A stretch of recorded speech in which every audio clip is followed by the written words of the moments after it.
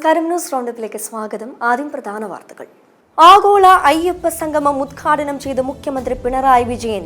മതാതീത ആത്മീയതയുടെ കേന്ദ്രമാണ് ശബരിമല, എല്ലാവർക്കും ഒരുപോലെ പ്രാപ്യമായ ആരാധനാലയമെന്ന് മുഖ്യമന്ത്രി സംസാരിച്ചത് കപടഭക്തനെ പോലെ. തെരഞ്ഞെടുപ്പ് മുന്നിൽ കണ്ടുള്ള കപടഭക്തിയെന്ന് VD സതീശൻ.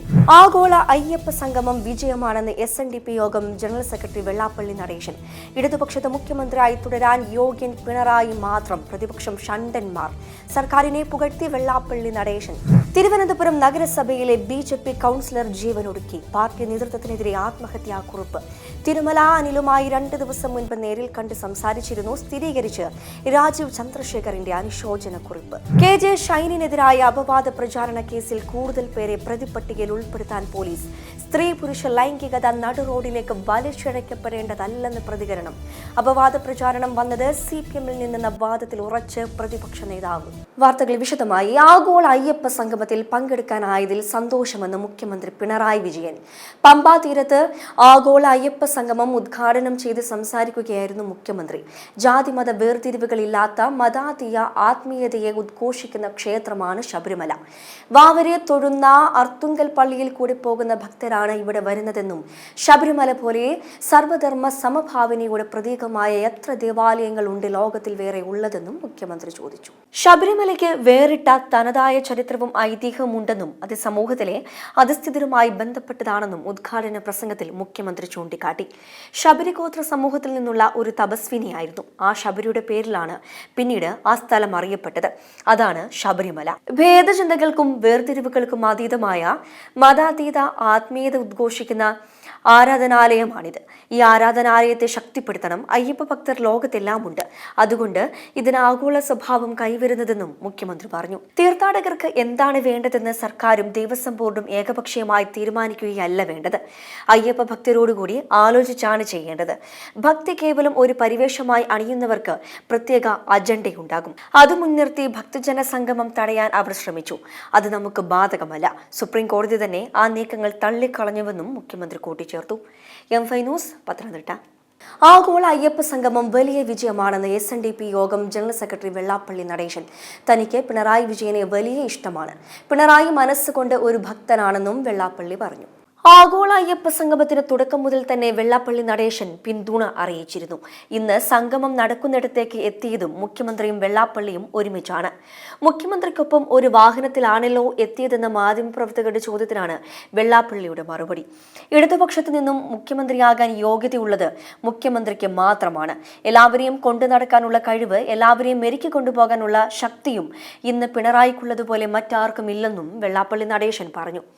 ആഗോള അയ്യപ്പ സംഗമം തിരിതെളിയിച്ച് ഉദ്ഘാടനം ചെയ്തത് മുഖ്യമന്ത്രി പിണറായി വിജയനാണ്.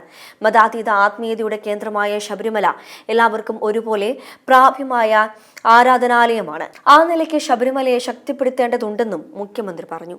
M5 news, Pathanamthitta.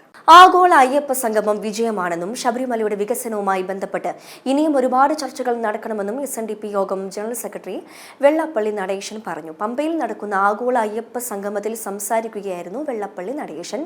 ഇടതുപക്ഷത്ത് മുഖ്യമന്ത്രിയായി തുടരാൻ യോഗ്യൻ പിണറായി മാത്രമാണെന്ന് പറഞ്ഞ വെള്ളാപ്പള്ളി നടേശൻ പ്രതിപക്ഷം ഷണ്ടന്മാരാണെന്നും അധിക്ഷേപിച്ചു. യുവതി പ്രവേശന കാലത്തെ സമരങ്ങളുമായി ബന്ധപ്പെട്ട കേസുകൾ പിൻവലിക്കണമെന്നത് ന്യായമായ ആവശ്യമാണ്. എന്നാൽ യുവതി പ്രവേശനവുമായി ബന്ധപ്പെട്ട് സർക്കാർ സുപ്രീം കോടതിയിൽ നൽകിയ സത്യവാങ്മൂലം തിരുത്തണമെന്ന് വാശി പിടിക്കേണ്ട ആവശ്യമില്ലെന്ന് വെള്ളാപ്പള്ളി പറഞ്ഞു. തിരുത്തിയ രീതിയിലാണ് സർക്കാരിന്റെ സമീപനമെന്നും മുൻകാല അനുഭവങ്ങൾ LDF-നുണ്ടെന്നും വെള്ളാപ്പള്ളി നടേശൻ പറഞ്ഞു. യുവതി പ്രവേശനവുമായി ബന്ധപ്പെട്ട സമരങ്ങൾക്കെതിരായ കേസുകൾ പിൻവലിച്ചാൽ അതിന്റെ ഗുണം സർക്കാരിനുണ്ടാകും. പിണറായി വിജയൻ ഭക്തനാണെന്ന് വെള്ളാപ്പള്ളി നടേശൻ പറഞ്ഞു. പണ്ട് എന്തെങ്കിലും പിണറായി പറഞ്ഞു കാണും. പക്ഷേ പിണറായിയുടെ മനസ്സിൽ ഭക്തിയുണ്ടെന്നും അതുകൊണ്ടാണ് വേദിയിൽ അയ്യപ്പ വിഗ്രഹം സ്വീകരിച്ചതെന്നും വെള്ളാപ്പള്ളി നടേശൻ പറഞ്ഞു. പിണറായി വിജയൻ തന്നെ 2 വട്ടം ഇവിടെ വന്നു. ശബരിമലയിൽ അയ്യപ്പനെ കാണാൻ വരുന്ന 90% പേരും CPM-കാരാണെന്നും വെള്ളാപ്പള്ളി നടേശൻ പറഞ്ഞു. M5 news, Pathanamthitta. ആഗോള അയ്യപ്പ സംഗമത്തിൽ മുഖ്യമന്ത്രി സംസാരിച്ചത് കപടഭക്തനെ പോലെയെന്ന് രൂക്ഷ വിമർശനവുമായി പ്രതിപക്ഷ നേതാവ് VD സതീശൻ. പിണറായിയുടേത് തിരഞ്ഞെടുപ്പ് മുന്നിൽ കണ്ടുള്ള കപടഭക്തിയാണ്. പിണറായി സർക്കാർ എന്താണ് ചെയ്തതെന്ന് ഭക്തർക്കറിയാം.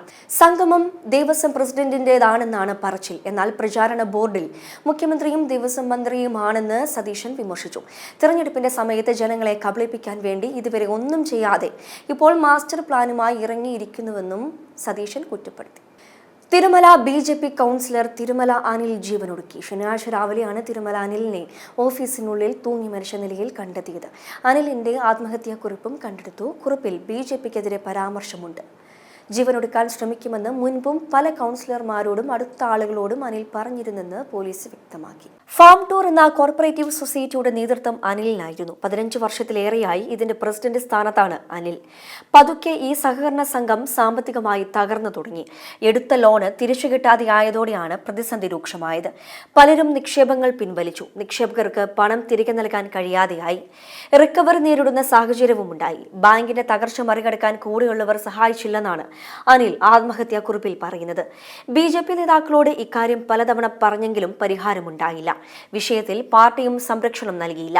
ഇതിന്റെ പേരിൽ തന്റെ ഭാര്യയെയും മക്കളെയും ആക്രമിക്കരുതെന്നും കുറിപ്പിൽ പറയുന്നു. M5 news, Thiruvananthapuram. Thirumala BJP councillor Anil സഹായം അഭ്യർത്ഥിച്ച് സംസ്ഥാന അധ്യക്ഷൻ രാജീവ് ചന്ദ്രശേഖറിനെ കണ്ടിരുന്നു. തന്നെ അനിൽ നേരിൽ കണ്ട് സംസാരിച്ചെന്ന് സ്ഥിരീകരിച്ച് രാജീവ് ചന്ദ്രശേഖറിന്റെ അനുശോചന കുറിപ്പ്. 2 ദിവസം മുൻപും അദ്ദേഹത്തെ കാണുകയും സംസാരിക്കുകയും ചെയ്തിരുന്നു. കടുത്ത മാനസിക സമ്മർദ്ദത്തിലായിരുന്നു അനിൽ ഉണ്ടായിരുന്നത്. പാർട്ടി സഹായിക്കാമെന്നും ഇപ്പോൾ തദ്ദേശ തെരഞ്ഞെടുപ്പിൽ ശ്രദ്ധ കേന്ദ്രീകരിക്കണമെന്നും അനിലിനോട് സംസ്ഥാന അധ്യക്ഷൻ മറുപടി നൽകിയതായാണ് വിവരം. തിരുമലയിൽ കൗൺസിലർ ആത്മഹത്യ ചെയ്ത വാർത്ത റിപ്പോർട്ട് ചെയ്യാനെത്തിയ മാധ്യമപ്രവർത്തകർക്ക് BJP പ്രവർത്തകരുടെ മർദ്ദനം. ക്യാമറ പിടിച്ചു വാങ്ങി അസഭ്യം പറഞ്ഞാണ് മാധ്യമപ്രവർത്തകർക്ക് നേരെ BJP അക്രമം അഴിച്ചുവിട്ടത്. BJPയുടെ കൗൺസിൽ പ്രവർത്തിക്കുന്ന കെട്ടിടത്തിൽ നിന്നാണ് മാധ്യമപ്രവർത്തകരെ ഇറക്കിവിട്ടത്. ഇറങ്ങിപ്പോകാൻ മാധ്യമപ്രവർത്തകരോട് പ്രവർത്തകർ ആക്രോശിക്കുന്നതായി പുറത്തുവരുന്ന ദൃശ്യങ്ങളിൽ കാണാം. സംഭവസ്ഥലത്ത് പോലീസ് ഉണ്ടെങ്കിലും കൃത്യമായ ഇടപെടൽ ഉണ്ടായില്ല. CPM നേതാവ് KJ ഷൈനിനെതിരായ അപവാദ പ്രചാരണ കേസിൽ കൂടുതൽ പേരെ പ്രതിപ്പട്ടികയിൽ ഉൾപ്പെടുത്താൻ പോലീസ്. കേസിൽ പോലീസ് സംവിധാനം ഉണർന്ന് പ്രവർത്തിച്ചതായി KJ ഷൈൻ പറഞ്ഞു. കിട്ടിയ എല്ലാ തെളിവുകളും കൈമാറിയിട്ടുണ്ട്. കോൺഗ്രസ് സംസ്കാരം നിലനിന്നാലെങ്കിലേ ഉയർന്ന ആശയ ചിന്താഗതി ഉള്ളവർക്ക് ഇവിടെ പ്രവർത്തിക്കാനാകുമെന്നും ഷൈൻ പറഞ്ഞു. ജവഹർലാൽ നെഹ്റുവിന്റെ ഒരച്ഛൻ മകൾക്കയച്ച കത്തുകൾ എന്ന പുസ്തകം എല്ലാവരും വായിക്കണമെന്നാണ് KJ ഷൈനിന്റെ പ്രസ്താവന. സംസ്കാരം എന്താണെന്ന് അതിൽ പറയുന്നുണ്ട്. നെഹ്റു പറഞ്ഞ കാര്യങ്ങൾ മനസ്സിലാകാത്തവർക്ക് പഠന ക്ലാസുകൾ വയ്ക്കണം.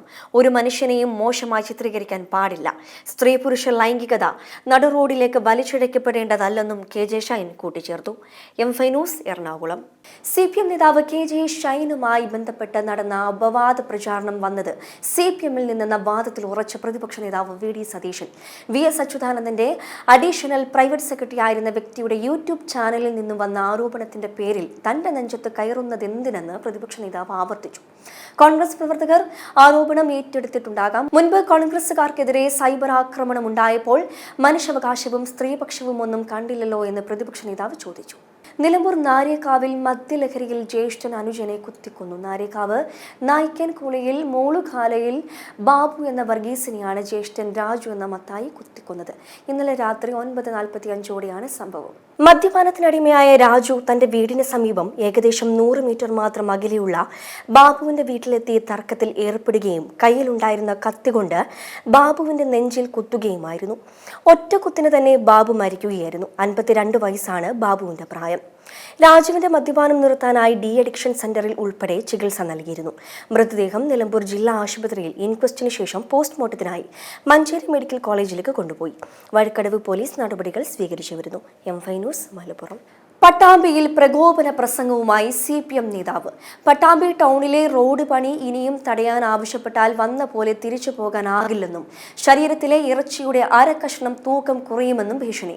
പട്ടാമ്പിയിൽ DYFI സംഘടിപ്പിച്ച റോഡ് മൂഡ് ചായ മൂഡ് പരിപാടിയിലാണ് CPM Pattambi area secretary T ഗോപകൃഷ്ണന്റെ പ്രസംഗമുണ്ടായത്. ഈ റോഡിന്റെ പണി ആരംഭിച്ചിട്ട് നട്ടപ്പാതിരക്കാവട്ടെ ഏത് സമയത്താവട്ടെ ഇവിടെ വന്ന് റോഡിന്റെ പണി തടുത്തു നിർത്താൻ ആവശ്യപ്പെട്ടാൽ UDF പറയുന്നത് വന്ന പോലെ ഉത്തരവാദിത്തോടു കൂടിയാ പറയുന്നത് വന്ന പോലെ തിരിച്ചു പോവില്ല. ശരീരത്തിന് ഇറച്ചിയുടെ അര കഷ്ണം തൂക്കം കുറവുണ്ടാവും എന്ന് മാത്രം നിങ്ങൾ ഓർമ്മപ്പെടുത്തിക്കൊണ്ട് ഞാൻ നിർത്തുന്നു. അടുത്തിടെ ഉദ്ഘാടനം കഴിഞ്ഞ പുതിയ AKG സെന്ററും നിയമക്കുരുക്കിൽ. പഴയ AKG സെന്ററിന് പിന്നാലെയാണ് ഇപ്പോൾ പുതിയതും നിയമക്കുരുക്ക് നേരിടുന്നത്. AKG സെന്ററിന്റെ ഭൂമി വിൽപ്പന സംബന്ധിച്ച കേസിൽ സുപ്രീം കോടതി CPM-നോട് വിശദീകരണം തേടി. ജസ്റ്റിസ് അരവിന്ദ് കുമാർ, ജസ്റ്റിസ് മൻമോഹൻ എന്നിവരടങ്ങുന്ന ബെഞ്ചാണ് കേസ് പരിഗണിക്കുന്നത്. മറ്റൊരു സാമ്പത്തിക ഇടപാട് കേസിൽ കോടതി ലേലം ചെയ്ത് വിറ്റ 32 സെന്റ് ഭൂമിയാണ് CPM പിന്നീട് വാങ്ങിയത്. ഇതിലെ 16 സെന്റ് ഭൂമി ഇപ്പോൾ വീണ്ടും തർക്ക വിഷയമായി മാറിയിരിക്കുകയാണ്. 1999 നടന്ന ലേലം അസാധുവാണെന്ന് ചൂണ്ടിക്കാണിച്ചുള്ള ISRO ശാസ്ത്രജ്ഞ ഇന്ദുവിന്റെ ഹർജിയിലാണ് സുപ്രീംകോടതി പാർട്ടിയോട് വിശദീകരണം തേടിയത്. ഭൂമി തങ്ങളുടേതാണെന്ന വാദമാണ് ഇന്ദു കോടതിയിൽ ഉന്നയിച്ചിരിക്കുന്നത്. കീഴ്ക്കോടതിയും സുപ്രീംകോടതിയും ഇന്ദുവിന്റെ ഹർജി തള്ളിയതോടെയാണ് അവർ സുപ്രീംകോടതിയെ സമീപിച്ചത്. കേസ് നടക്കുന്നുണ്ടെന്നും സുപ്രീംകോടതിയിൽ നിന്നും നോട്ടീസ് ഒന്നും ലഭിച്ചില്ലെന്നും പാർട്ടി സെക്രട്ടറി MV ഗോവിന്ദൻ പ്രതികരിച്ചു. പഴയ AKG സെന്ററിനായി കേരള സർവകലാശാലയുടെ ഭൂമി വിട്ടു നൽകിയതുമായി ബന്ധപ്പെട്ട വിവാദം നിലനിൽക്കുന്നതിനിടെയാണ് പുതിയ AKG സെന്റർ ഭൂമി സംബന്ധിച്ച തർക്കം സുപ്രീംകോടതിയിൽ എത്തിയിരിക്കുന്നത്. ന്യൂസ് തിരുവനന്തപുരം. H1B വിസ അപേക്ഷാ ഫീസ് കുത്തനെ വർദ്ധിപ്പിച്ച American president Donald Trump fees $1,00,000 ഉയർത്തി. നിലവിൽ $1,700 $4,500 ഇടയിലാണ് ഫീസ്. ടെക് കമ്പനികൾക്കും വൻ തിരിച്ചടിയാകും പുതിയ നടപടിയെന്നാണ് വിലയിരുത്തൽ. ഇന്ത്യൻ IT പ്രൊഫഷണലുകൾക്കും ചെറുകിട കമ്പനികൾക്കും താങ്ങാനാകാത്ത ഫീസാണിത്. എന്നാൽ ടെക്നോളജി രംഗത്ത് അമേരിക്കക്കാർക്ക് അവസരങ്ങൾ വർദ്ധിപ്പിക്കാനുള്ള നടപടിയാണിതെന്ന് ട്രംപ് പ്രതികരിച്ചു. Entertainment.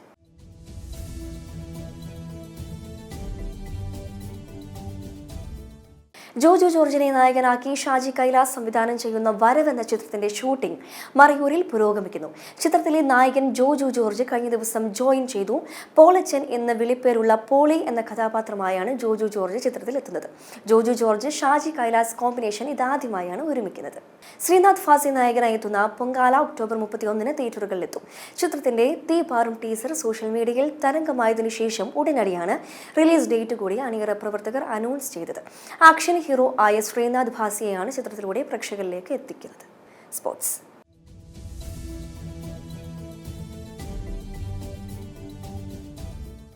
Asia cup cricket super 4-ൽ നാളെ നടക്കാനിരിക്കുന്ന India Pakistan മത്സരത്തിനും Andy Pycroft match റഫറിയാകും. Pakistan cricket ബോർഡിന്റെ പ്രതിഷേധം തള്ളിയാണ് ICC നീക്കത്തിനൊരുങ്ങുന്നത്. കഴിഞ്ഞ ഇന്ത്യ-പാക് മത്സരത്തോടെയാണ് ICC PCB പോര് തുടങ്ങിയത്. പിന്നീട് ബഹിഷ്കരണ ഭീഷണി മുഴക്കിയിരുന്നു.